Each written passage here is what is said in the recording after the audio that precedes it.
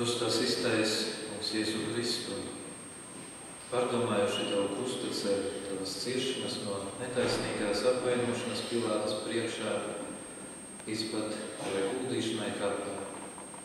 Mēs paļāvības pilnī lūdzam Tavu svētību un aizsardzību mūsu ikdienas dzīvē.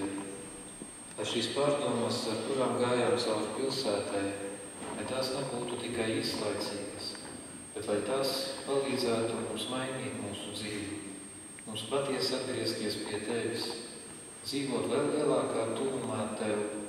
To mēs lūdzam no Tevis, kas dzīvo un valdi mūžu mūžos.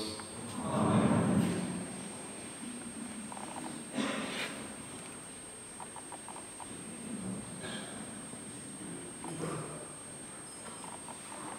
Dievs kungs, lai ir ar jums. Lai Kunga vārds ir slavēts. Mūsu palīdzība ir Kunga vārdā. Lai jūs visus svētības varenais Dievs Tēvs un Dēls un Svētais Gars. Gribēju noslēgumā vēl pateikties visiem Kirēnes Sīmaņiem, kas mūs pavadīja šajā krustaceļā, gan policijai, gan visiem, kas organizēja, gan koristiem, visiem. Jo bez tādiem Kirēnes Sīmaņiem mēs redzam, mēs dzīvē nevaram iztikt. Mums katram tāds ir vajadzīgs, pat lai notiktu kaut kas tāds svarīgs, skaists priekš mums mūsu dzīvē. Tā kā pateicība visiem, un lai Dieva žēlastība nāk pār visiem un visus pavada. Un tagad vēl varēsim pienākt un arī pagodināt krustu.